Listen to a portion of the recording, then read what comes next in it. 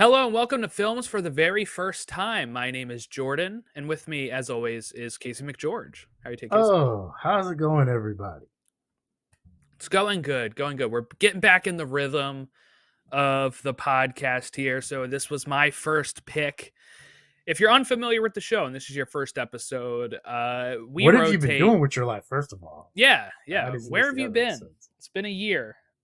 We rotate between each other, picking a movie that the other one hasn't seen, and we talk about it. Sometimes it can be TV shows as well, like last week when we kicked off season 2 with Buffy the Vampire Slayer.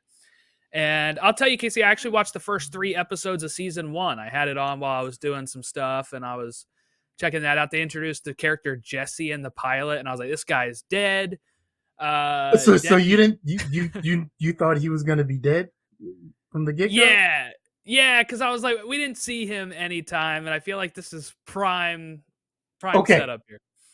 we'll get to the movie in a minute, but I want to talk about this for a couple minutes. Okay, had you not seen the 3 episodes that you had already seen, right? Let's say you just watched the pilot and the next 2 episodes. Would you have thought Jesse would have continued on in the show until it's a 25-year-old show, like until he dies in like episode 2 or 3? Would you have thought he would have been like part of that core group until I don't he know, died? because I feel like I did know, like I felt like I knew some of the cast, so I feel like I would have seen this guy and been like, but if I hadn't known, I don't think I would have known. Yeah, Right? like Like I if you feel hadn't like seen those those episodes we watched last time, yeah, you could have thought like, hey, he's part of this core little group, and right. and then he doesn't make it. Yeah. So, what did you think of the first few episodes? No, it was good getting the background of it and seeing how it all kind of plays out. Because, and I plan to keep watching more. I just kind of have it as like my show that I might put on while I'm like, you know, uh, doing other stuff or whatever, So working on editing stuff, whatever. you had the pilot, And then part 2 of the pilot, pretty much, is what the other one is, and to be then continued. part you said you saw 3. Yeah, and then the third one was like the one where the girl and her mom switched places, and her mom's like a witch or something. Yeah, Yeah, I think it's yeah. just called Witch. Yeah. Yes, yep. Amy is a recurring character, so you will see if you watch more, you will see more of Amy. Amy has a very interesting arc throughout the series. Okay, cool. But you will see more of Amy. Alrighty. But today we are going to be talking about Grease. Like I said, Grease is the word. This is a movie that came out in 1978, based off of the musical from 1971. I still say I was unaware that you had not heard that Bird was the word. Yeah, so we're talking about Grease, the film, not the play.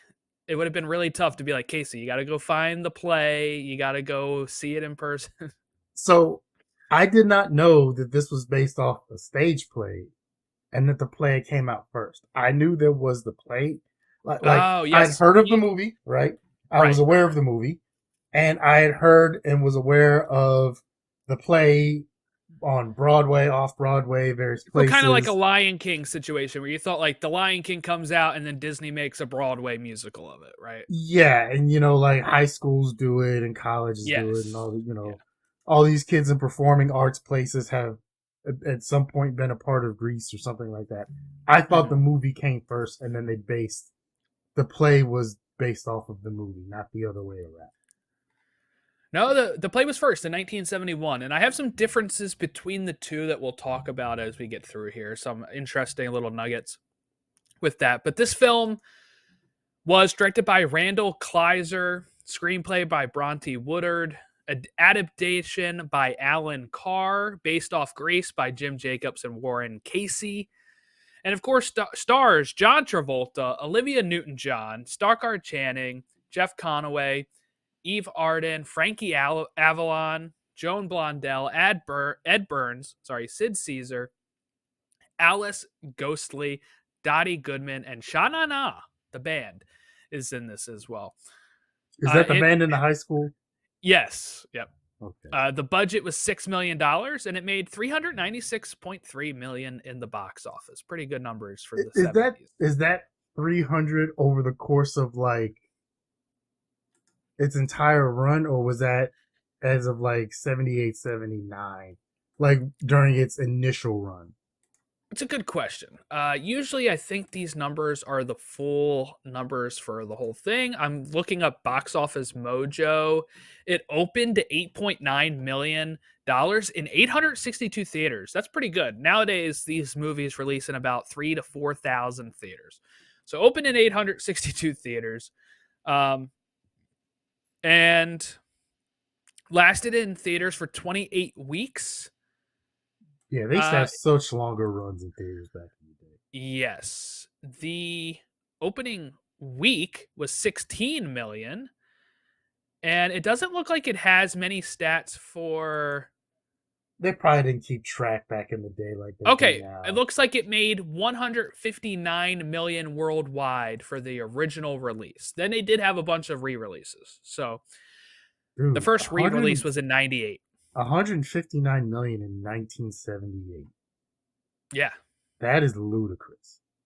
It is. Rated PG, released June 16th, 1978. And it runs for 110 minutes. That's an hour 50 minutes. I forgot it was actually that long. I was kind of thinking this would be like a 90-minute movie, but stage plays are a little longer, so then having to adapt that into yeah, because you have separate acts and intermissions and things, and then trying to cut down some of that other stuff. I'll be honest, it didn't. The almost 2 hours went by fairly quick. It wasn't. Yeah, it goes pretty much beat by, like, it goes like scene to scene pretty quick. They're like not a lot of filler. They're getting stuff done. It wasn't like, as much as I enjoyed Pulp Fiction, it wasn't like last year when we watched that where it was like, man, I forgot this thing was 2.5 hours long. Jesus, this thing is 2.5 hours long. And especially on your end where you didn't enjoy the movie, you were probably and I'm like, Jesus Christ, God, this is 2.5 hours this long. Thing, there's still an hour and a half left of this goddamn movie. Like, yeah, so I think it's funny though. You kicked off the whole show with Pulp Fiction starring John Travolta. I'm kicking off my season 2 pick with John Travolta. Grease. We should at one point after end of season 2 try to take a look and see how many of these films we can connect with, like, starring actors or directors and stuff, and see if we can connect every single one of these to something. I think we can do it. I'll say this as I was watching this. I'll say this now. Travolta has had a really interesting career. Yeah. Yes. As I was watching this, I looked up a couple things. I guess Saturday Night Fever came out before this. He signed on for this before Saturday Night Fever, but Saturday Night Fever was released before this, which made him a bigger star. And he was still doing Welcome Back, Kotter. Yeah. And there was a struggle with that. And then he had, some great things. Then he had a down period for a while. In the 80s, yeah. Then we go back to the beginning. Pulp Fiction kind of brings him back, where people are like, wow, this guy's actually a really good actor. And look who's talking. Apparently, he was in 3 of those movies. The Look Who's Talking movies, and then Pulp Fiction. I saw a thing. It came up on my YouTube feed the other day with the algorithm. He talked about how what he did to prepare for his scenes in there as far as heroin. So he spent some time with an actual heroin addict, and watching him, observing him, learning. And then he said he talked to him and asked him, he's like, okay, how do I get and convey this feeling without doing heroin, right? Like, some people are method actors, but I don't know if that's a method you really want to go down. Right? So he said, yeah, no, the addict told him, he's like, okay, drink a whole bunch of tequila. And then he said, lay down in a warm tub. So I think you mentioned this on the Pulp Fiction one, because I remember this. He did that, and then he said that kind of gave him a feeling, and he was able to go. And it really worked because I guess a lot of people who have been on that vice and done that drug have said, like, between his feet shuffling, his mumbling, a lot of things, like, yeah, that's kind of what, like, that's kind of how the things go with that. But So, and then we'll talk about him much later. But yeah, Yeah. Well, he's and had then a really interesting career, and he's he still had going somehow. no musicals until Hairspray. In 2007, he went and did Hairspray, and it was his first musical since Grease. He was in Wild Hogs. Did you see this movie, Wild Hogs? I have it. I haven't watched it yet, but I own it on DVD. I'll Where say, like, him and as like a a bunch kid, of like middle yeah, aged guys start a motorcycle William club or H. something. Macy, Martin Martin Lawrence. Lawrence, and Tim Allen with him. And my dad loved that movie, and I remember watching it as a 16-year-old, and we all loved it. And I don't know, just funny that I think it's a good movie. It's been forever since I've seen it, so I don't know if it holds up, but it was funny. I got that DVD when I was in Bosnia in like 2001 or 2000 when I first got a DVD player. Yeah, you haven't seen it? Not yet. All right, so let's kind of go about my history with this, why I picked it. This is one of my probably first experiences with a musical as a kid. And my parents, I guess, were big Grease fans. We had the soundtrack, we had the VHS, and I would watch this all the time. And I'll tell you, I didn't understand most of the words in the song. And now if you listen to them, you're like, why was I listening to this at 5 years old? Oh, if you go back and listen to a lot of music in general from the Yes. 70s and 80s and 90s as a kid, you can definitely sit there and be like, this was not appropriate for children to listen to in any way, shape, or form. Well, I remember listening to Shaggy, It Wasn't Me. And I as a kid, I loved that song. I had no clue what it meant. Okay, once again, YouTube algorithm strikes. So yesterday, or it was that or Twitter, I'm watching and a video comes up and it's an episode of Tom and Jerry where Tom ends up like he ends up like dozing off and he thinks he went to heaven, right? And he's up there and there's a cat at the gates and the cat is talking to these other cats and allowing them entrance to heaven, right? And there's one that had a fight with a dog, right? And he's got like the dog's jaws on his tail and he's like, you're and you can come in. One, he's like, you didn't get out the way of the steamroller. No, I didn't. Okay, you can come in. It's all sad, right? And then there's one, and the whole thing was like, we, as kids, we didn't realize what we were watching. And you hear like this wet, squishy thing. And he leans over his podium and he looks down, and there's a bag. And that's full of water. And 3 kittens pop out. And it was like, oh man, somebody drowned these poor kittens and like threw them in a river because that was a thing horrible people used to do back in the day. But as a kid, we didn't realize what we were watching, right? We had no clue about that. And then I'm watching that last night and I'm like, Jesus Christ, what the hell were they showing it like?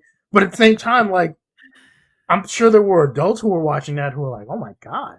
But we're watching, we didn't know. We just see wet kittens in a bag. And then now, like, I'm watching this as a 45-year-old man. My heart's broken for cartoon kittens who don't even exist. Right. And it's just like, Jesus. Yeah, so I used to watch this all the time. So much so, I didn't have a leather jacket, but I had a jean jacket. And I defaced my jean jacket. On the back of it, I wrote T-birds and drew the little bird next to it. And I would pop my collar and have my comb. Did you have a switchblade comb? Yes, I did at one point, yeah. Also, was this one of those not DVDs, was this one of those VHS tapes that came in a different color, like pink or blue? Like, was this one of those? Oh, the tape itself, no. It was just a black tape.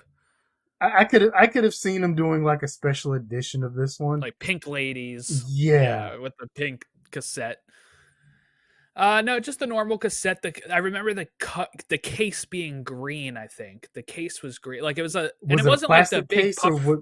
No, it was like the slip case. Oh, okay, the regular. Okay, yeah. You knew it was a soundtrack. You knew it was a good movie or a special movie or a Disney movie when it had that like special puffy case that you had to like crack open. Yeah, those were the days. Those made them more expensive too, right? Like I feel like the slip cases were probably the cheaper VHSs. Dude, there were And times it where could have some been VHSs were like $100. it could have been too that this was like probably a reissue, so they maybe changed the case. Like sometimes at one point they probably like Yeah, streamlined it to make it cheaper or whatever. new But yeah, I artwork just on the remember cover, blah blah blah. watching this a lot as a kid, singing. My favorite part was Grease Lightning and doing the dance as it's going on. But yeah, no clue what the words meant. And I know in high school, I wasn't in the play. I can't sing worth a lick. If you heard our opening intro, you know that. But I can't sing worth a lick.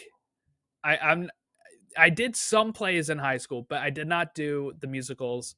And it took forever for the students to convince our teacher to do this musical. She hates Grease. She hates how filthy it is. And it took a lot of convincing, and they were able to, instead of doing Grease Junior, which is another version of it, I think we did regular Grease, and they just changed some of the words and cut certain stuff to make it not be as filthy. But yeah, so that's I my history with it. I did one play in middle school. What was it? Production of Oliver. I was in the chorus, and then I should have been, because I was the understudy for Bill Sykes, and he never showed up for any of the rehearsals. And even I guess what happened was, I guess maybe he had some home issues or whatever. I don't know. And they came in with a sob story, and they still let him be Bill Sykes. But the music teacher, because I guess I gave some during one of the rehearsals. There's a part where, like, I think in the actual movie he slaps Nancy, right? And obviously in middle school you are not doing that, right? But like I gave some bellowing thing, and I like shook the heck out of Nancy, which we did in place, and everybody loved it. And I was supposed to be Bill Sykes, and then I never did. But I still love the movie Oliver.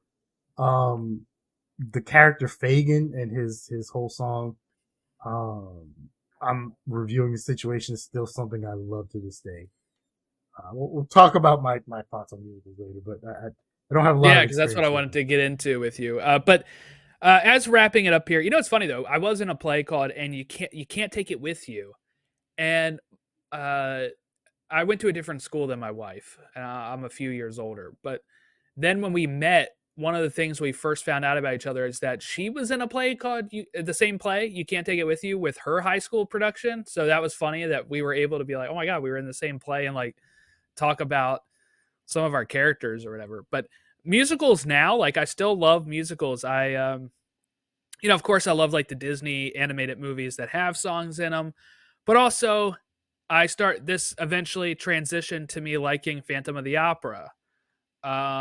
See, that's what I really want to see. I know it had this great stage run. Yeah, sadly it finished. I saw it on Broadway too. Have they ever made a movie of it, or a modern? Yeah. Gerard Butler and Emmy Rossum are in it. Because I was thinking about that the other day. I don't know how or why that came up, but I was wondering, like, because I know they did Cats recently. There was Chicago a few years back. Yeah, maybe that'll be a pick that I do then, because I like the movie. But I was sitting there, and I'm like, I don't know much about the story of the Phantom of the Opera. Like, I know nothing about the story. Just know he's a dude who lives in the catacombs of the opera in Paris, which is just that's all you need to really know. So I know nothing else about it, but I was like, how come I was just wondering, like, how come I haven't seen like a movie version of, especially, as big as that was. I mean, I was thinking maybe Cats just ruined it and they're not doing many musicals anymore. But no, well, that is part of the stuff why they don't really promote stuff as musicals anymore, I think. But Phantom of the Opera, I saw first as a movie, a school field trip, and I like fell in love with Emmy Rossum. This is before Shameless. This is like her big break, I think. And it's funny. So then anytime my wife was watching Shameless, I'd be like, oh, that's the girl from Phantom of the Opera. But yeah, that's how I was introduced to that. And then my like grandmother took me to Broadway to see it. So that when was did really it come cool. out in the theater? When was it released? I was in high school, no, middle school, so it was like '08, maybe? Really? Two things. One, wow, that's a lot later than I thought. I thought it would have been earlier than that. Two, if you were in middle school in '08, Jesus Christ. Oh, no, this is '05, '04, '04. Okay, I could have seen that. Like that's what I was thinking, somewhere in that range. Oh, But yeah, I wasn't in middle school in '08. I was in I graduated in '09. So I don't even know what is real you were anymore. still in middle school when this happened. Grade school or middle school when it Yes, came out. yeah. Joel Schumacher directed it actually. Really? How have I Interesting. not even heard of this movie? Like, Gerard Butler, Emmy Rossum, Patrick Wilson, Minnie Driver are all in this movie. It's good. A lot of people are like, it's not as good as the play. Obviously, some people really don't like it, but I really enjoy it. Maybe because it was my first experience of it. Right? are Like you interested in that probably seeing plays. Wicked when that comes out?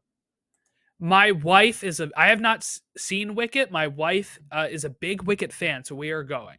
I believe we are going to go. My best friend in Colorado is a huge fan of Wicked. She's seen it on Broadway a few times, and she's seen different incarnations of it. So she's definitely looking forward to that when it comes out. So, But yes, that's. Oh, and then of course now Hamilton is my favorite of the musicals. are they doing a movie of that? Is there any word on that? Or I know I they don't think they're. released.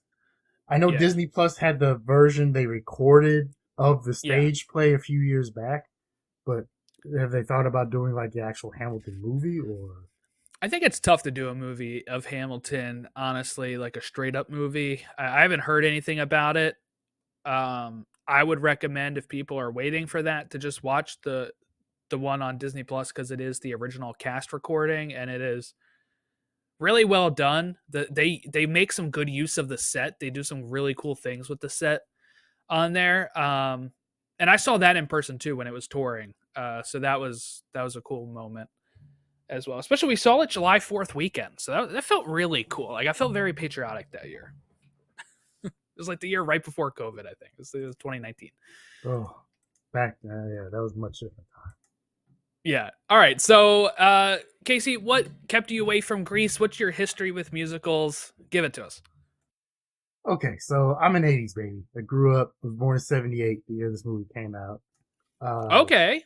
Grew up in the '80s. I was a kid, '84, '85. Um, so I was aware of Grease because by that point it had either been on cable and then it was at some point syndicated on TV. And I think one of the channels I would watch was like WWR Channel 9 because I was living in upstate New York at the time, stuff like that. So I'd seen bits and pieces of it. I was aware of the movie. Um, I was ill-informed or misinformed about the movie. I was under the impression, because I didn't know much about it and had not seen it, I was under the impression this movie took place over the summer. Oh, Like because of the song "Summer Nights," right? between the song Summer Lovin' or whatever, and just like I didn't know it was about them actually meeting back up in high school. I thought the whole movie like took place over the summer in between high school or something. I had no knowledge of what happened, in between there. So um honestly, I think my first experience with musicals was in music class in middle school, in grade school and middle school. Um, like I said, I ended up watching the movie Oliver. We ended up watching the movie Oliver in class. We did a production of Oliver. I think I listened to or saw a production of Brigadoon at one point. Um, but I can't sing, I can't dance. I'm not really artistically talented in that way. I'm not a performing arts kind of person because I don't have those skills.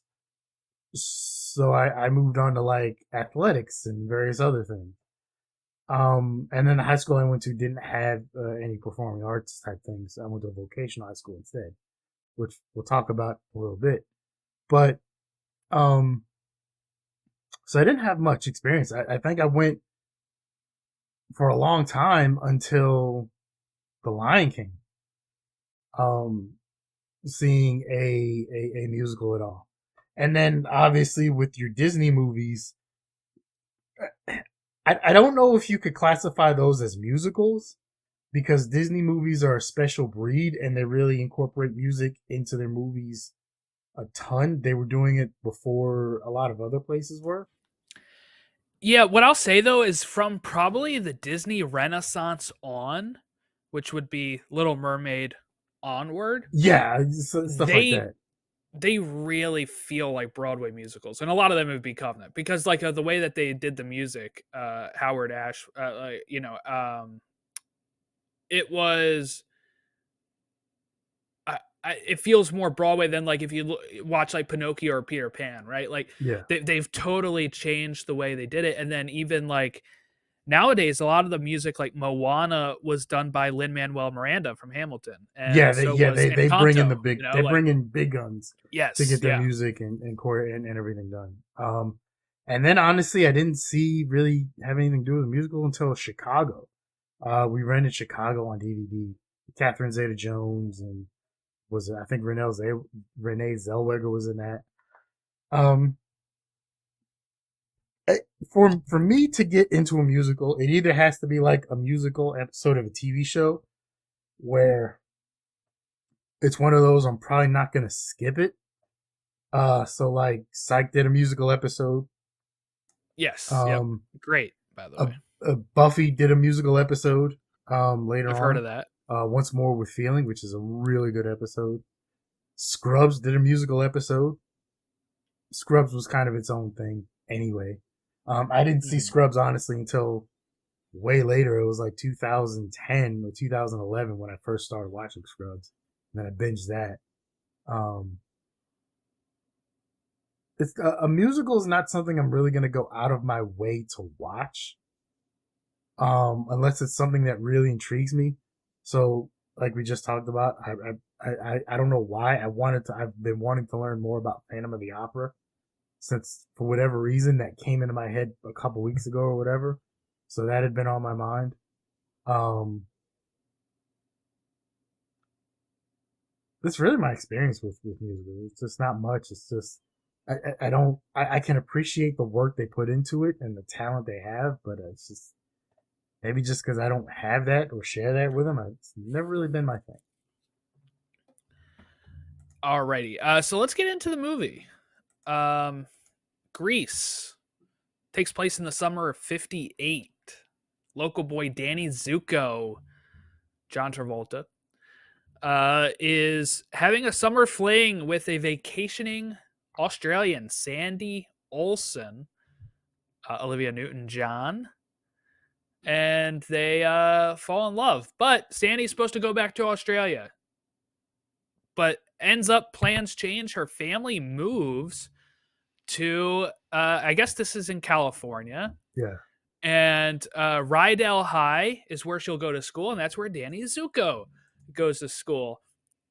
And they, meet up, and Danny's trying to act cool, ends up blowing his shot with her, and then he works the rest of the movie trying to win her back. We also have some side plots with the other characters and a car, Grease Lightning, and the rival gang to the T-Birds, the Scorpions, and a race that takes place on Thunder Road. And that's my summary of the movie. So, couple things. One, I don't know if you experienced this. I know a lot of kids or people who've grown up, I guess I want to say millennials, don't really have this. Those summer flings kind of really used to be a thing. So when I was a kid, a lot of times, as soon as I got out of school, I would be sent either to a summer camp or to relatives or friends' house over the summer. So I would go to like Massachusetts over the summer so my parents could have, or my mom and her boyfriend at the time could have adult time for like 2 or 3 months by themselves. Or I would go to like his parents' house in South Carolina from like June until August or something like that. So people used to send their kids away during the summertime, right? Now, this was when we were younger kids, but that used to be a thing. Like summertime came, you got to go somewhere, kid, because, mom and dad need their time by themselves, so we can have Sandy for the rest of the year, so we don't strangle you. But so there used to be like really little summer boyfriends and girlfriends and weird little summer flings and stuff that kids would have back in those days, or just No, up until like the 80s or 90s. I don't know if they do it anymore. No, I never had. Like, my first girlfriend is my wife. I met her when I was 21. So that was, well, I was 20. No, I was, how old was I? 2013 minus 1991. Okay, I was 21, turning 22 when I met my wife. I never, two other things real quick. I never realized how blue John Travolta's eyes were until yeah, they stick out. In this movie, I streamed it on Peacock, so I don't know if it's been upscaled to like 1080p or 4K, if it's like a restored, remastered type version. I obviously don't think this is like the original print. It still looked pretty good. Yeah. You can obviously tell it's an older movie, but it still looked pretty good. The version I saw streaming. But his eyes really stood out in this. And in all the other movies I've seen him in, I don't think I've ever really noticed it until today. Yeah, that's weird. I think I did notice that this time as well. I didn't watch on Paramount. I watched a digital copy that came with my Blu-ray. I was gonna say, I can imagine you own this movie. Yeah. 2 and 2A. I forgot Olivia Newton-John is actually from Australia.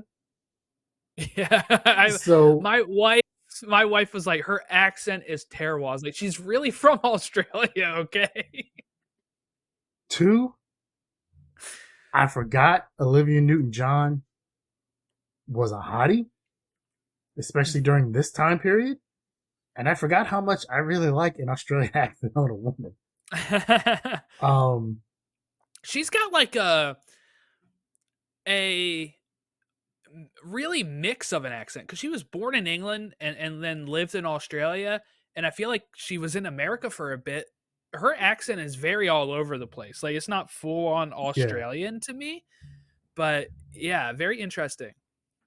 I don't know why. And I know Olivia Newton-John passed away a couple years ago. Yeah, but 2 years ago. I completely forgot that she was Australian, because I'll be honest, I don't know if I've ever seen her in anything else. I know she's had a prolific career, but I don't.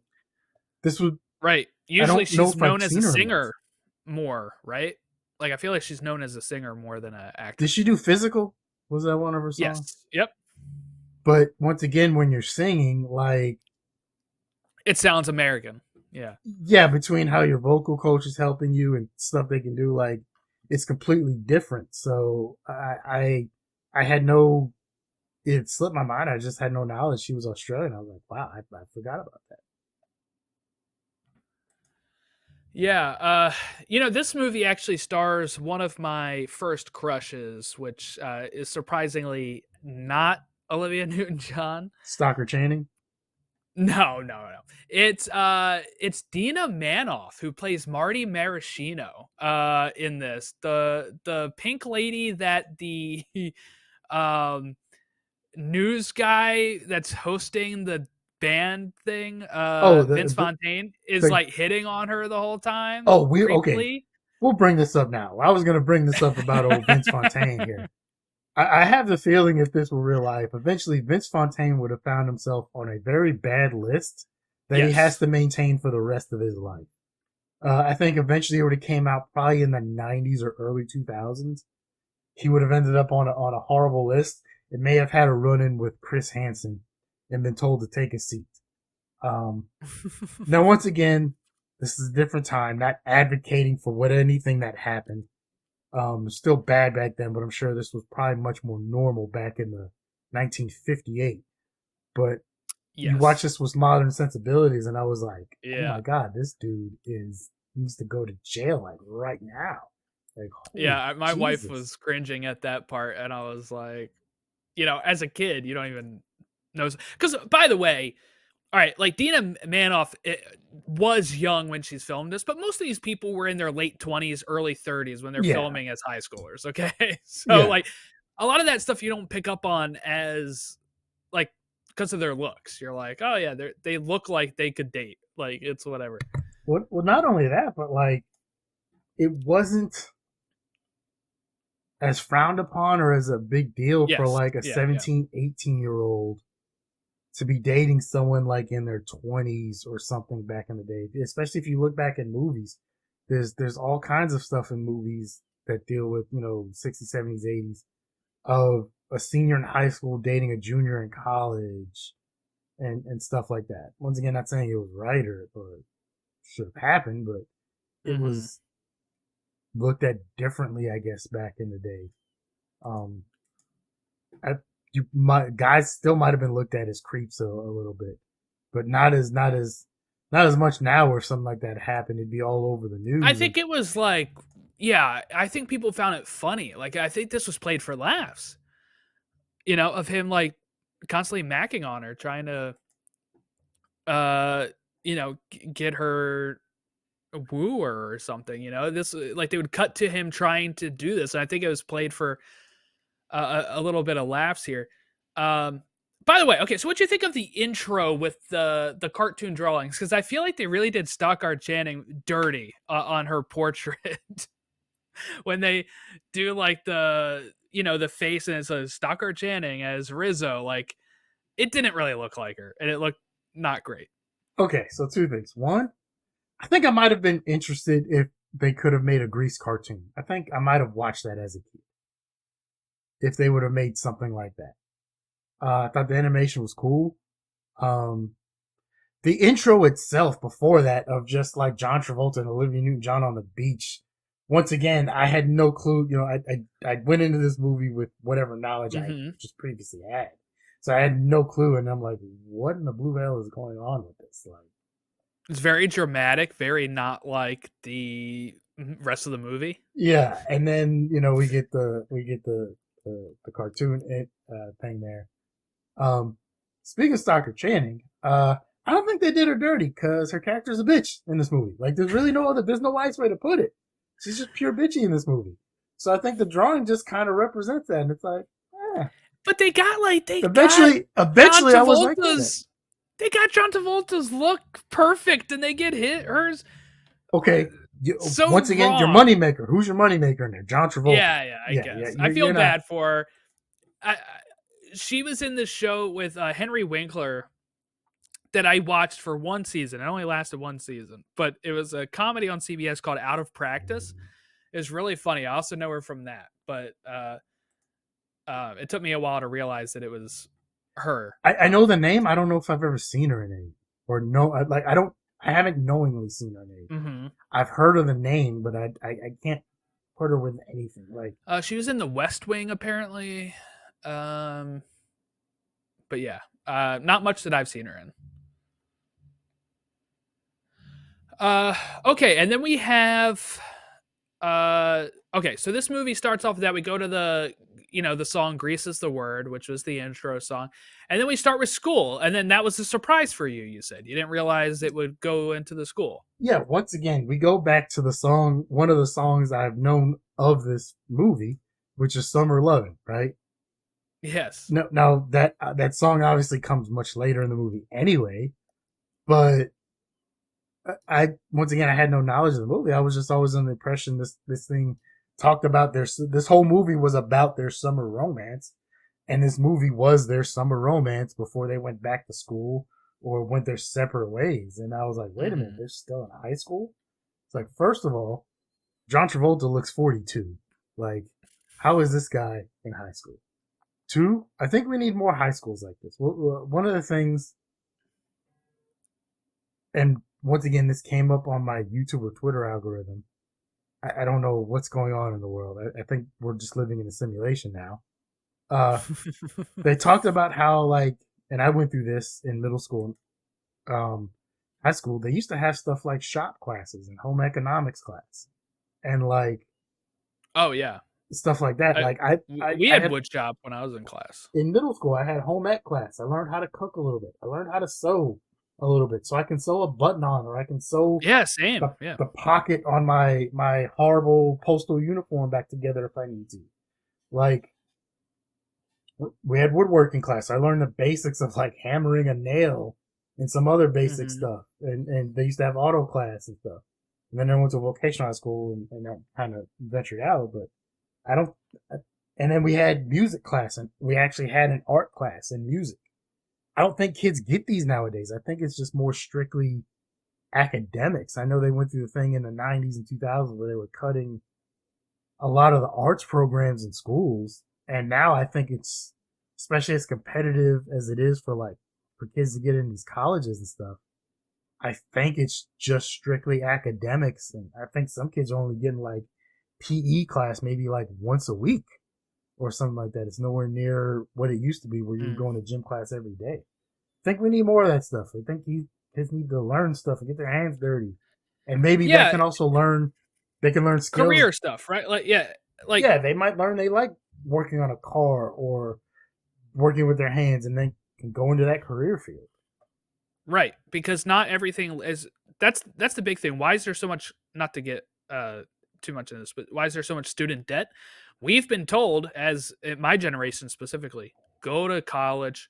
You need the degree, then get a job. I'm in a field where I didn't actually need my degree, right? And it's like same thing with my wife. She's in a field where she's not using her degree, and it's like, you know, yeah, maybe we do need people that still do like the car shops, the beauty school, right? Like stuff like Maybe that. not cars because cars are becoming so much more electronic now than as True. Yeah. compared to how they used to be mechanical back in the day.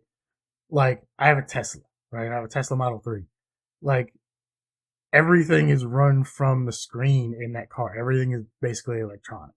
So like it's not like that, the Grease Lightning car where literally everything is mechanical and, you're a grease monkey hopping Right. under Right. there. Like you have to have, for some stuff like that, I can understand you have to have like, knowledge of electronics and various things. So degree might help with that. But yeah, but still some stuff, yeah, like, yeah, like, what's her name dropped out of high school to go to beauty school and then dropped out of that to go back to high school. But like, yeah, being a beautician and these things are not, they're not easy jobs. And, people might learn skills and that they want to do that earlier in life. Yeah, so we had Summer Nights, the song here. My wife and I actually sang this at Hershey Park. They have this thing where you can like do karaoke and like they give it to you on a CD afterwards. We have it somewhere in here, but we sang this one together there, which was a lot of fun. But that's like the first original song that really kicks off the musical aspect of it, and we get both, Sandy telling the girls, Yeah, her Danny version and telling the his version. guys, and we also have what Putsy was looking under girls' skirts. That's also not a great modern sensibility thing. No, he's gonna end they, up on they a do list. they do actually surprised me with this that they do get him to stop, like, and they call him like a creep for it. Like the rest of the guys were like, that's not, Yeah, like it was, that is surprising. I figured that would have yeah, been a boys will be boys type thing. right, right. They're kind of like, they squirt them with the water. He's like, what are you doing? What was your thoughts on Summer Nights? This is the song you thought the whole thing's based around, but kind of getting that. We have the guys asking some raunchy questions. The girls are asking more of the, does he have a Romantic questions. car? Yeah. Yeah, the romantic questions. I've heard the song or bits and pieces of the song before, so I had like some experience with it. I'll say in general, Travolta does it on an AT&T commercial as Zach Braff and Donald Faison, doesn't he? I think so, yeah. Or Um, T-Mobile or something. I've like I said, I've heard it before. I will give him credit. The music, I can understand why people love the music in this movie. It is definitely iconic for its time, and so look, we're reminiscing about like 2019, right? Or like the early Yeah. 2000s. So I can imagine like in 1978, right? Where people are like, you can only get gas on alternating days if you have certain license plate numbers and things. and the world looks like it's gonna end. They're probably reminiscing about like the 50s and 60s and Yeah. how it might be a better time. So I can understand how the music and everything is a bigger deal to them. And we're going through a thing now. You know, the 80s are becoming big. You know, all over again, which is freaking 40 years ago. Jesus.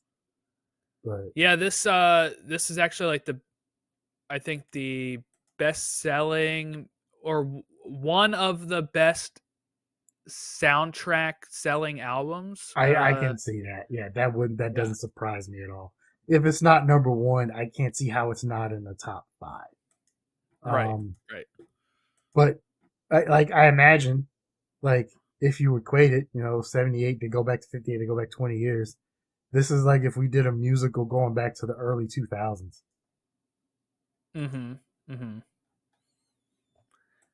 All right, so there were some interesting things here with then they go to the bonfire, right? This is where they kind of get introduced to each other again, and Danny kind of makes an ass of himself, and he's trying to play cool. Like, I don't actually love girls. I like to just, have them and leave them, right? It's kind of like the thought behind what the rest of them are. But it's funny because I think that's just what Danny thinks the other guys want to hear. Because actually, like, Kaneki is They all very have their own like, girl, yeah. yeah, Kaneki is very like, yeah, I want to be with Rizzo, and like he doesn't like none of them make fun of him for really liking Sandra D or anything. So just an interesting little piece there is But you know, just during weird. that time, like a man couldn't show any sort of emotion or like anything like that. Like it was just frowned Mm-hmm. upon. You know, dads didn't tell their kids they love them, stuff like that. So Okay, so with the song, the next big song was the actual "Look at Me, I'm Sandra D" from when all the girls are hanging out at Frenchie's place. There were some big changes to this song. Actually, I'm trying to find where I had that at. There was a in this song. There was some references to singers. The Elvis reference was actually a replacement part for another artist. I'm trying to remember who it was here. But it originally mentioned somebody else, but that person had like died recently, so they yeah, changed it to Elvis. But then when they filmed this, they filmed it in the week that Elvis died as well. So it's just jeez. kind of weird coincidence there. Well, I know Um, they at one point in the diner they were playing La Bamba from Richie yes, Valens. yeah. So yeah, like once again, the music of the time is uh, definitely different. So Yeah, there's a lot of really that type of 50 songs on the soundtrack as well, which are really really great. Tears on My Pillow is played. Hound Dog is played by the Johnny Casino and the Gamblers, which are the Sha Na Na. Hand Jive, Blue Moon. They got a lot of those songs. Raining on Prom Night. But something else I found very interesting is the song "Hopelessly Devoted to You," which kicks off really right after "Look at Me, I'm Sandra D," where she's being made fun of. She actually handles that pretty well, being made fun of by her new friends, and goes to the pool, and she's like, thinking about Danny Zuko. This song, halfway through shooting Grease, had not been written yet. This is not one from the original play. This is one created for the movie. And it's because Olivia Newton John had a contractually entitled vocal solo. So all of this was actually shot and recorded after everything else in the movie was done, pretty much. And so it's a good ballad. She does a very she's got a very great voice. Olivia Newton John's very great. This song is a banger. she is definitely very skilled at what she does. And then we had, so Rizzo sneaks out with Kaneki, right? They're getting it on. We have the Scorpions kind of fight, back into his greased lightning car, right? His hunk of junk. I was gonna say there was nothing grease lightning about that car initially. That is nope. And I mean, this is where they, it up, like, this is hey, where they kind kind of nothing. So. Right, exactly. To all the rest of the guys who are making fun of it, right? This is where Zuko kind of really snaps out of his funk he was in to just kind of give it back to the guys, saying, "Hey, like, we don't even drive, like, give it a rest." But that's like the one time he speaks up after he's pining for Sandy. But this is where Rizzo thinks that maybe she ended up getting pregnant, right? Because they risk it because his condom he got in 7th grade broke. So some fun stuff there. The fact that they were even willing to bring up teen pregnancy during this time was yeah, true. Especially the play being in. I can imagine that this whole portion was one of those things that might have been cut or reworked in a lot of like middle and high school plays. Yeah. I'll tell you what's mostly cut or changed a lot. The next song, Greased Lightning. In the play, this is actually Kaneki's song. They give it to Danny Zuko. In the movie, oh boy, does this one have some lyrics to it that end up needing to get changed. So I'm just gonna read some of these lyrics to the listeners in case if you were a kid like me who listened to this song a lot and had no idea what he's singing. Okay, so we have with new pistons, plugs, and shocks, I could get off my rocks. And Danny Zuko almost does like a jerk-off motion, okay? You know that I ain't bragging. She's a real pussy wagon. Greased Lightning. Yeah, that one, when I saw that one, I was like, wait a minute, when did this come about? You know that ain't no shit. We'll be getting lots of tit in Greased Lightning.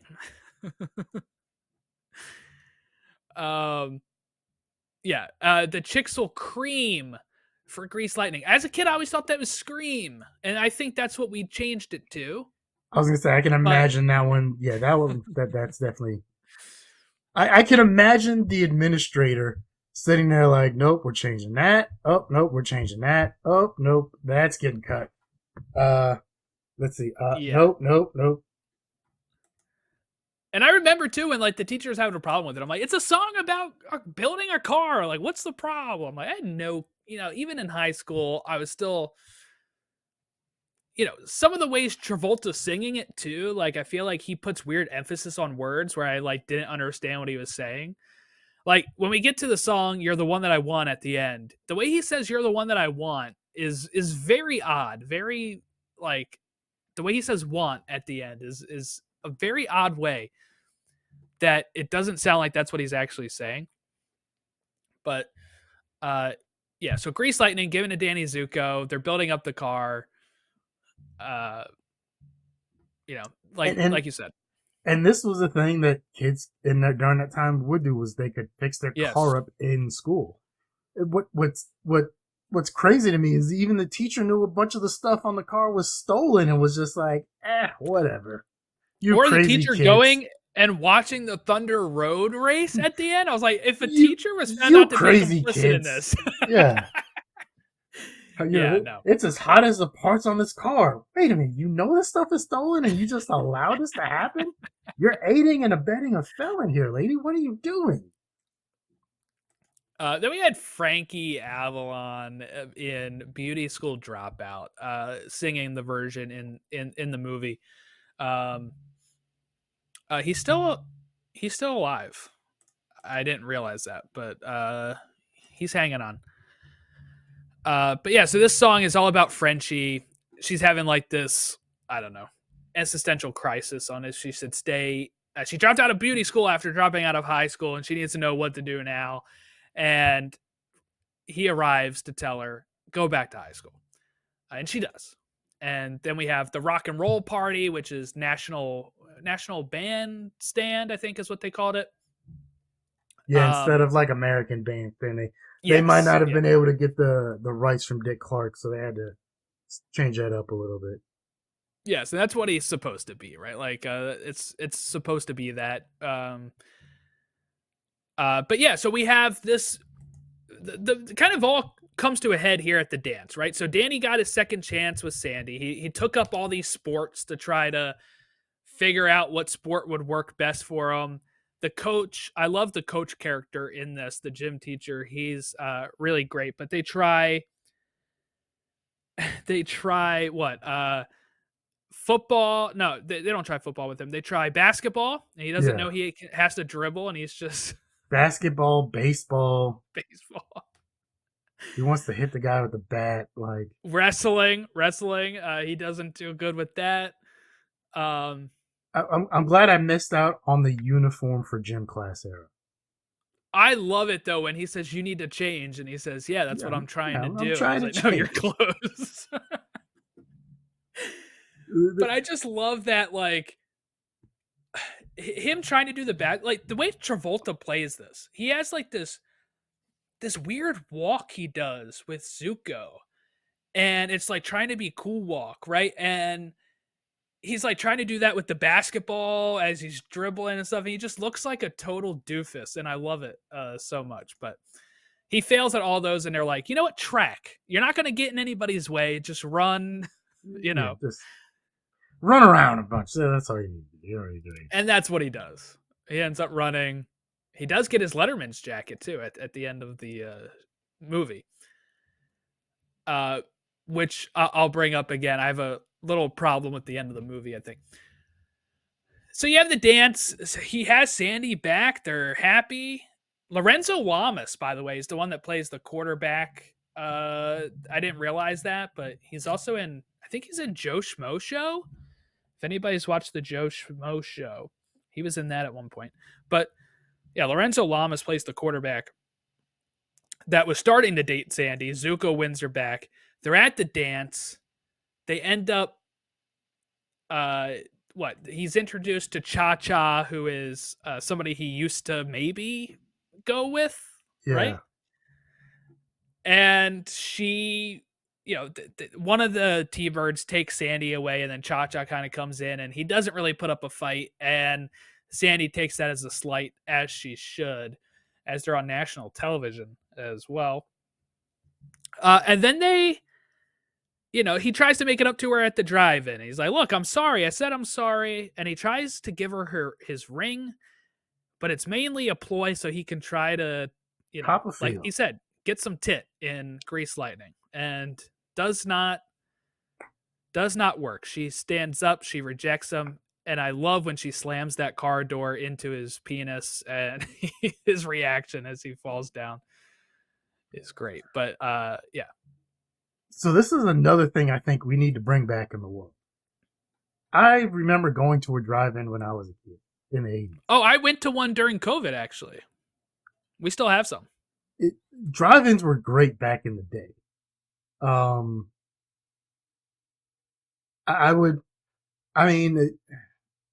would like to think they could do it like they did back then, where you had a speaker that they could put in, like not like that horrible little speaker, but if they could put like speakers in the car or something as well, instead of like using your battery and either running out of gas or running out of battery while you're watching said movie. But man, drive-ins used to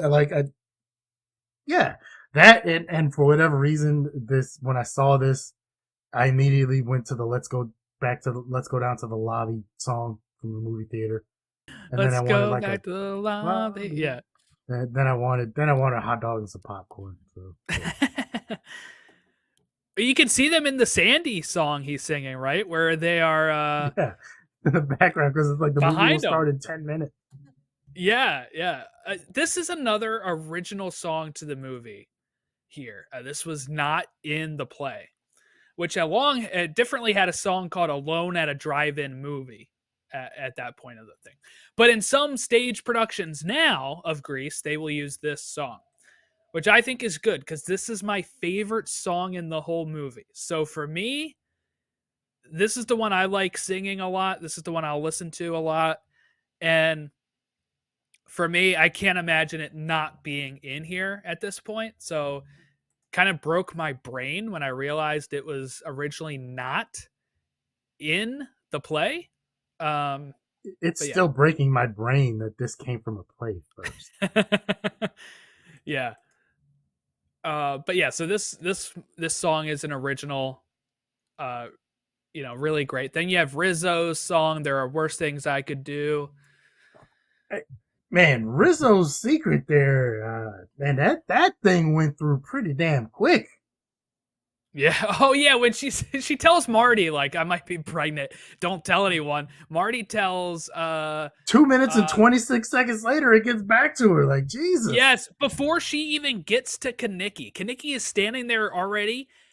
It gets all the way to him, and then right as she walks up to him, and he's like, "So I heard you're pregnant." And he's like, "Hey, he thinks it's his." She's like, "No, it's not yours." But obviously, the illusion is it is, and she just didn't want to give him fess up to it. Yeah. Or, like, I guess, because he does say, like, oh, like, at the end of the movie, he comes and says, like, "Hey, I want to be with you. I want to make an honest Let's woman do out this." or something. Yeah. Right. And she's like, "It was a false alarm." But he's like, "I still want to be with you." And I think that's the main thing. So he wanted to make sure that he was going to be with her for, like, her and not just because she got pregnant. So my main problem with this whole movie at this point is, how long does this take place? They start school. Yeah, Jesus, and then, this goes over a whole school year. Like, I didn't realize it until right now. Yeah, but it doesn't feel like it does, because they mentioned the National Bandstand thing in the first day of school, that they're going to be doing that, and it ends up, like, not happening until maybe midway through the school year. I don't know. It's kind of confusing. Well, I can maybe understand that a little bit, knowing production stuff takes time. So, like, how big of a deal it is and stuff. Just trying to scout the school out, figure out where you're going to go. The legit, even before, you get to modern times, but the logistics of, like, hey, what schools are having dances or whatever, so we can maybe film around these times, blah, blah, blah. Then you've got to figure out the logistics, bringing everything in and so on and so forth. Like, so I can understand that, but yeah, I didn't realize, like, this went through a whole school year until you just said that. Like, yeah, because they get their yearbooks at the end. And they have the announcement. He's got his Letterman jacket. Yeah, graduating seniors. And we find out most of the T-Birds didn't graduate because they weren't going to gym class. Yes. How do you fail gym? They try to. I love the coach in this, man. They try to pie him, and he's like, "Hey, if you would have actually shown up to gym class, you would have hit me." And, like, he's like, really. And Eugene, the big geek, comes up. Yeah, the nerdy guy gets it in one try. Oh, I loved that. And they all start kind of pairing up. Most of the guys end up with most of these girls, right? And we had the Grease Lightning event, right? The race. Kaniki, because he thinks he's going to be a dad, asks for Danny to be his second in case if he can't go, I think. And then he does get hurt, or, So what? Another misconception I had. I was always under the impression that the car was John Travolta's car in the first place. Right. Like, I didn't know anything about Kaniki. I didn't know he existed. I didn't know it was a rusted piece of junk that they fixed up, and then that he was supposed to race the other dude, and then he gets knocked out. He gets a concussion, or what? It probably has CTE now. From this all metal car door from back then. And he can't race, and then John Travolta has to step in for him. I always thought it was. Once again, I thought this took place over the summer. I always thought it was John Travolta's car in general. I didn't know it was something that was fixed up. and I thought he was like, I figured he would have been racing because his girl was disrespected or something, and like I had no clue about what was going on with all this. Yeah, yeah, and so he ends up winning the race. They're playing for pink slips, right? And they end up winning. There's no rules, right? You just have to go there and back or whatever. Did you recognize where they raced? Yeah, it's the same place as Terminator 2, right? Yeah, the LA River, where they do a lot of stuff, or it's called the LA River, yeah. And yeah, like as I was sitting there watching that, I was like, this was filmed in the 70s. I'm like, some of that still looks the exact same, like right now. Yeah, so we have a connection to T2. We have a connection to Pulp Fiction already on our little what we've talked about so far. But yeah, then the movie ends with Grease Lightning. Here's another thing. I made this joke to my wife when Sandy's watching, and then she asks Frenchie for help. She's like, "I know what I have to do," and she does her reprise of "Look at me, I'm Sandra Dee." And I said, yeah, she knows what she has to do. Completely change herself for her man now because she shows up. Because that's the only way, She shows up, in the black spandex and. Look, once again, I will say Olivia Newton-John was a smoke show. I forgot. She was a beautiful woman initially in this movie when she had that all-American look and everything, right? And once again, I've seen bits and pieces, so I kind of I've seen, her coming up with the cigarette, like that or whatever. Yeah. With the black leather and everything. Tell me about it, stud. But she was a pure smoke show when she walked up in the leather pants and everything. I was like, Jesus Christ. I forgot how horny this movie was, because John Travolta is like constantly staring at her ass and like almost like worshiping her in front of her during this song. Look, I not saying it's right or you should objectify women like that in any way, but I found myself A, staring at her ass a lot during that dance sequence, and B, you're right there, and this is your girl or the girl you're trying to get. Like, I don't know what else he's supposed to do. Like, I mean, he's like crawling for her at times. I don't know what else. Funny. I don't know what else a 42-year-old dude with 1970s hormones is gonna do during this time, right? Or 1950s hormones at that. But when I saw that, I was like, wait, I forgot, and I was like, this is the same girl. Like, oh my God, this is. Yeah, funny stuff. So this song is all about you're the one that I want, you got to step up, all that kind of stuff, right? And then we end up with them together, and it's funny because he's wearing the Letterman jacket, which is what she was wanting, right? And she shows up as they're both changing for each other. He ends up winning. He just takes off that Letterman jacket. He's wearing the black greaser stuff, and he's ready to rock. But then we have the song "We Go Together" at the end, which is the one I mentioned last week, is the one we had at our wedding when all of our friends were walking and introduced into the wedding and the reception. And I had heard me and my wife were introduced with something song different before. I'd heard bits and pieces, but I didn't have the context of it or and I think this just like a lot of other songs and stuff in this has been parodied to death in like Family Guy and various other. Oh yeah, Family Guy has done a lot of Grease. Various other shows and cartoons. So, but then having the context of it, I was like, okay, this makes a little more sense now. And they fly off in the car. So this is obviously part hallucination at the end, because this is the Grease Lightning that shows up is the Grease Lightning from the musical number that looks totally different. What the hell is this ending? I have no clue. I have no clue what the ending is. What the hell is this ending? Yeah, all of a sudden the car just comes in the middle of this carnival at graduation, and they fly away. It just ends. It's literally just like, okay, that's the story. That's it. What? No! You give me an ending. They end up together. They go together, right? It's supposed to be that, and then it's just like a little fantastical with them taking off and saying that they, I guess, live happily ever after. I don't know.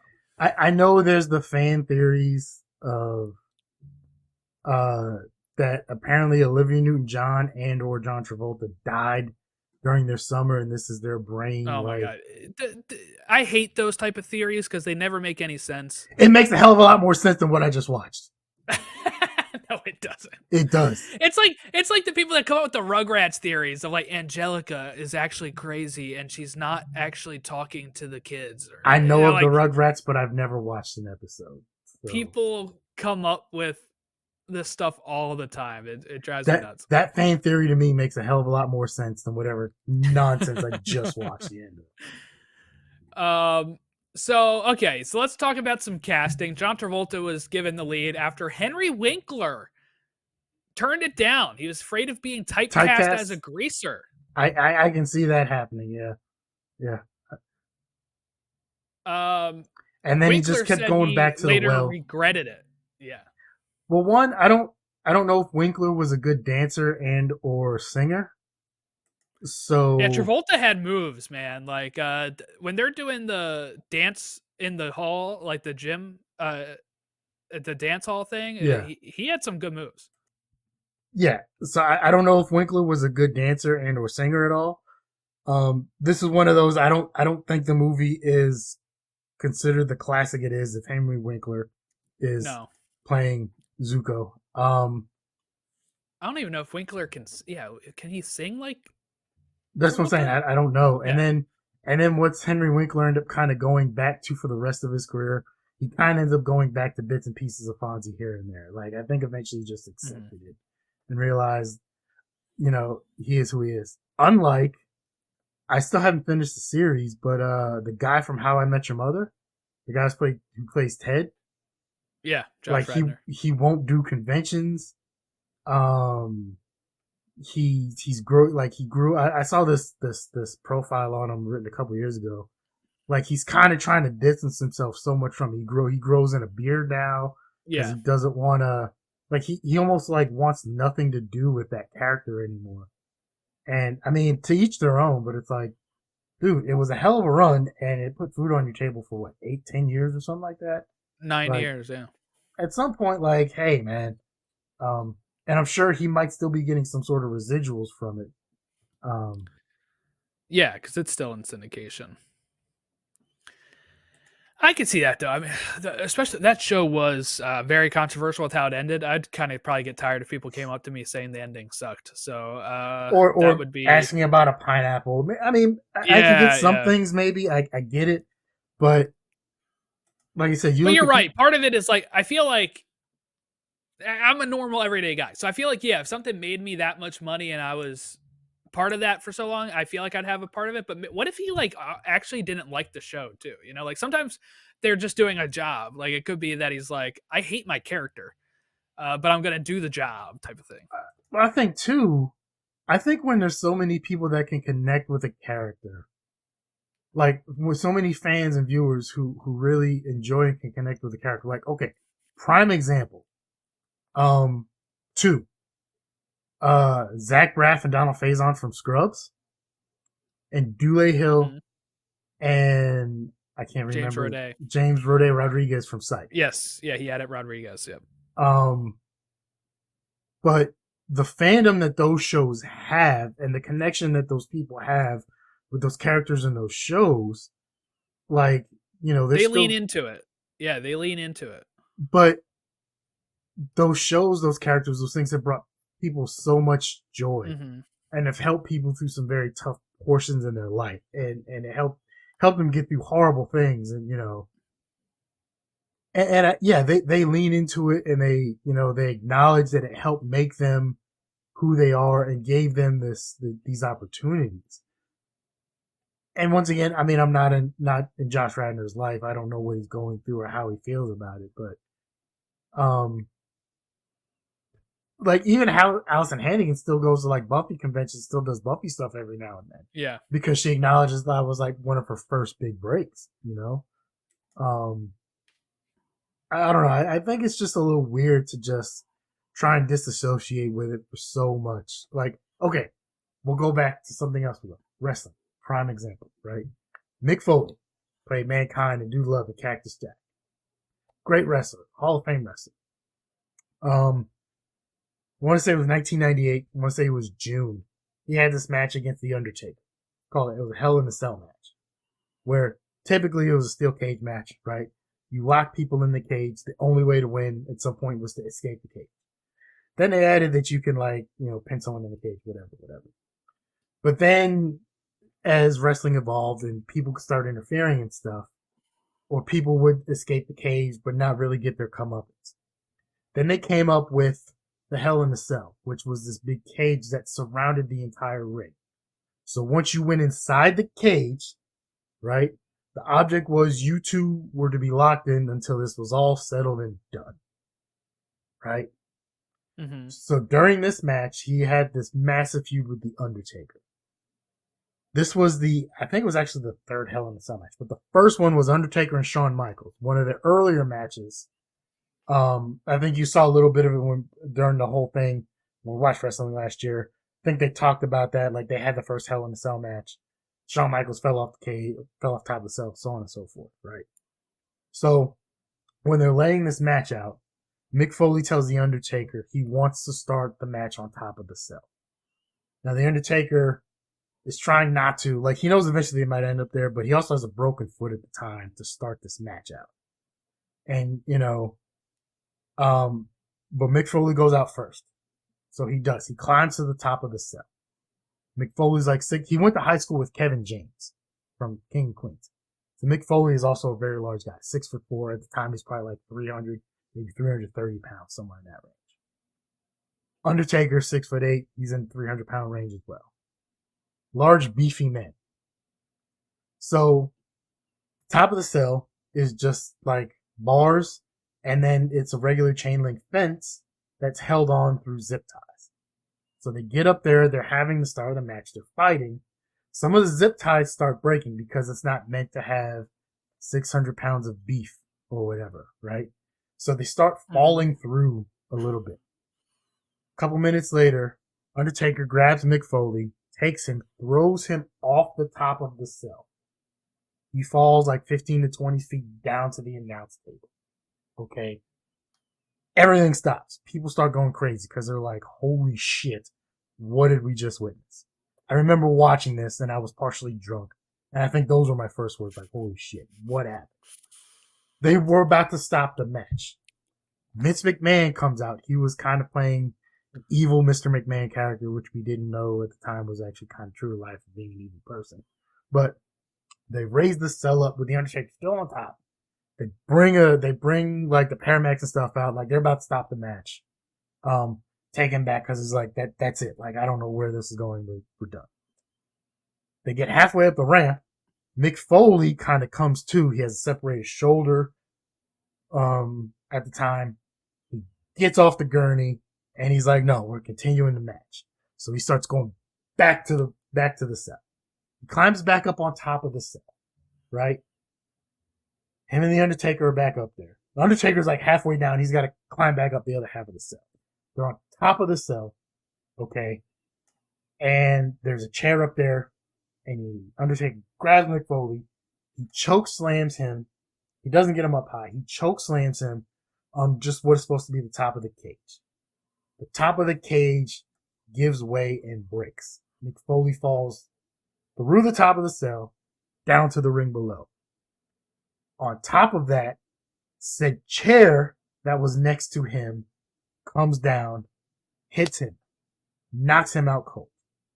He doesn't remember most of this match. Dang. Okay. Undertaker comes down. Now they're stalling again, right? Now they're we might have just killed a man in the ring. Holy shit. Sad note, a year later at the same event, someone actually did die in the ring. Owen Hart. Dang. So, somehow Mick Foley still wants to continue with this match. Okay? So, they lock them in the cell. They show them later. Once again, Mick Foley has a separated shoulder. He's got a hole in his lip. He sticks his tongue out through. It looks like he's smiling. One of his teeth had come up through his nose, right? Ew. He's sticking out his nose. He doesn't remember any of this match. The only reason he knows it happened, he can piece it together, is because he's watched it back. Dang. Then eventually there's thumbtacks involved in the match. It's an absolutely brutal match. It was something I would have showed you, but I thought it would have been too brutal, and you would have hated me forever. So the match is over. Vince McMahon tells him, "I appreciate what you did for my company, but don't ever do anything like that again." Mick Foley didn't like this match or didn't want to talk about this match for about 20 years. This happened, like I said, 1998, I think. He even acknowledged that, like, for a lot of people and a lot of fans, this was the only thing people would know about him is the trauma his body and everything went through during this match, right? And the only thing they would associate Mick Foley, the wrestler, with. And he really didn't want anything to do with it. But then eventually he had a talk with The Undertaker later because people remember The Undertaker for it as well. And Mick Foley kind of realized, like, this match was bad, it was brutal. But this match is something that the people connected with. And it was something that the people enjoyed and still bring up to him to this day. And people are willing to acknowledge what he put his body through. So it's not like they're just like, oh, dude, that was crazy. No, they understand, like, physically and mentally and emotionally what he went through for that. But he eventually started doing one-man shows, and he talked about this, where he finally had to come to an acceptance of whether he likes it or not. This match is a historical match. It is part of wrestling legacy, and it's part of his legacy. And until the day he dies, people are going to associate him with this match.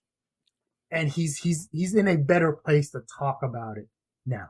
So, like, I think they did the 25th anniversary a couple years ago where him and The Undertaker sat there and did a rewatch of the match and talk about what was going through their minds and, you know, what was happening here or there, what they were thinking and everything else. And I know that was a long diatribe, but, like, it's just to say, like, maybe Josh Radnor at some point will have a change of heart. And I think he started to, actually. I think I saw an article before of him kind of coming back around, but I know, like I said, it was a couple years ago, and it was this whole big thing in some magazine where he was talking about he really didn't want to deal with it anymore. That's why he was changing his look. And he's, you know, there's all these different conventions and stuff that go on, but he never wanted to go to them because he doesn't want people, like, he really wanted to distance himself. Like, he wanted to be something else and something different. And I kind of felt bad for him because I'm like, I once again don't know what's going on with him, but it was like, I just wonder if he's okay, and hopefully he can kind of pull a Henry Winkler where Henry Winkler can kind of make fun of the fact that he was fine. Like, when he, you know, all the stuff he did in Arrested Development, right? Yes, yeah. You know, he kind of acknowledged he talked about he jumped the shark. He jumped over a shark. He kind of went in the mirror and he gave the thumbs up. And Scott Baio talked about it wasn't the first time he's had to replace, you know, Henry Winkler because people wanted to go younger. When he came in as Chachi for Happy Days and replaced Fonzie and stuff like that. Okay, last thing I want to talk about before we get to our ratings and stuff here is the high school where they filmed this is Venice High School in Los Angeles.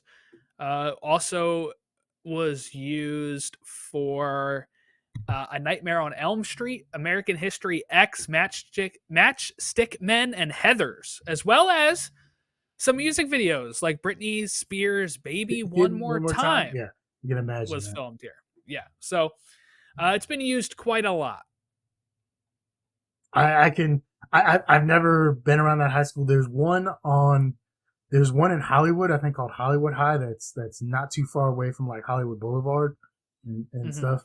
Where I think they've done a lot of stuff from they've done a lot of things, you know, filmed a lot of stuff, and a lot of alumni from there have gone on to become pretty big deals. But I was gonna say, I can imagine that. Yeah, that high school is probably. Is it the old Nightmare on Elm Street or the new Nightmare on Elm Street? Old. Okay.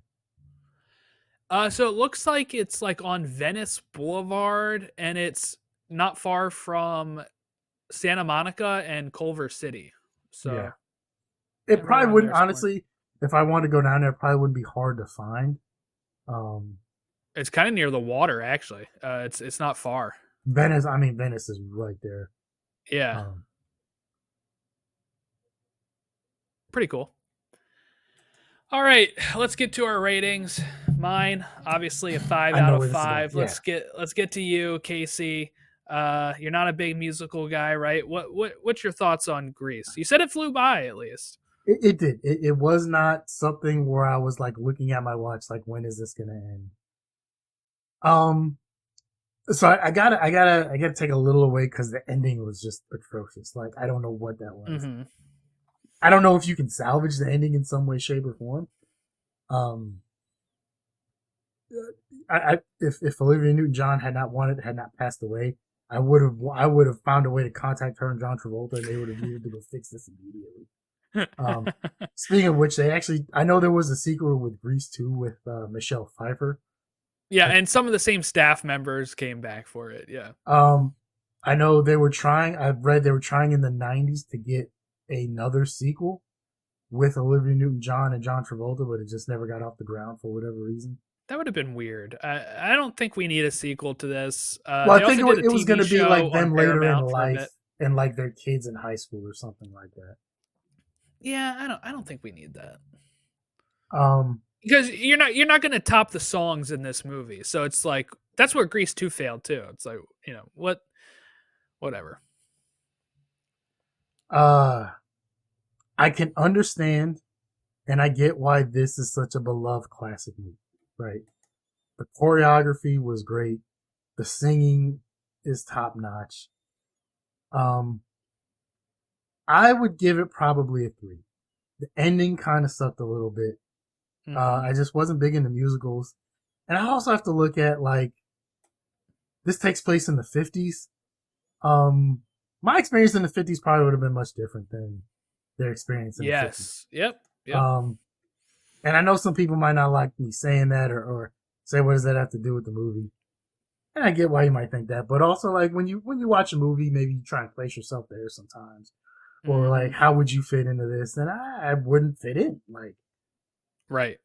And once again, I'm not saying this is a bad movie at all. Like I'm not saying 3 out of 5 is a good score. That's a good score. It's like I said, my best friend lives in Colorado. This is one of her all-time favorite movies. She was shocked when she found out I had never watched this. And did you tell her now that you watched it? Yeah, I did. I texted her earlier. I texted her. I was like, I'm watching something for the first time today. She said, "What?" And great thing on the iPhone where you can go into the images thing. I picked one for Grease, and she was kind of happy and excited about it.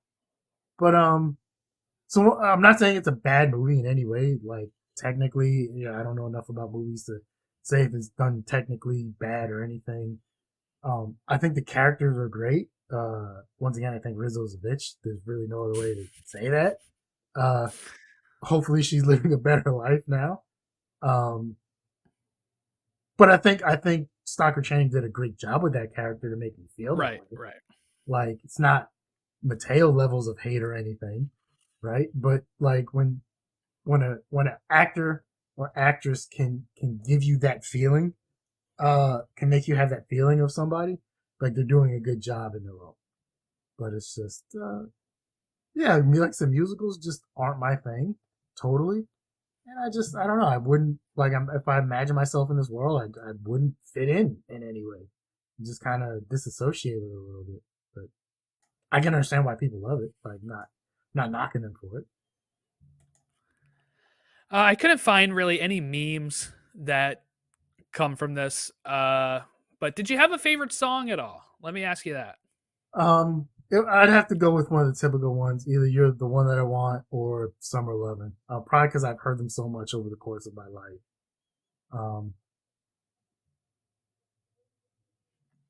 Alrighty. So what are we going to be watching for next time? So there's going to be a connection with my next movie. So initially, I wanted to pick another movie. I was going to pick Weird Science from John Hughes because all throughout the summer and up until a few weeks ago, Weird Science was on Hulu, and it was one of my recommended things on Hulu. And I was now it's not. Yes. And then I couldn't find it. And then I went searching for it, and I didn't see it. And then I went on that app you told me about. Yeah, Just Watch. And I was like, God damn it. So we'll have to come back to Weird Science because it would have connected into the John Hughes universe, right? Right. And I know you're a big John Hughes fan, so I was like, yeah, I think he might enjoy this.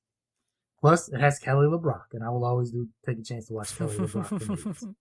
But we won't get to watch Kelly LeBrock. We will get to see another movie from John Travolta. Ooh.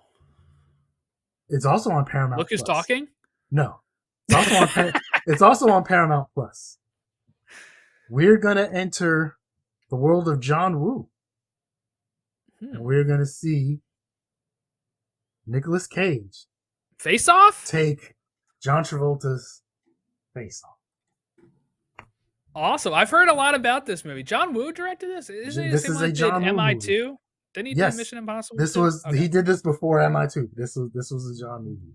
I did not like MI2, so I'll be interested to see if I like Face Off. I've heard better things about Face Off than MI2. So this is, I don't know if there is a peak Nicolas Cage. Because National Treasure. Nicolas Cage is another one who's had a wild career, right?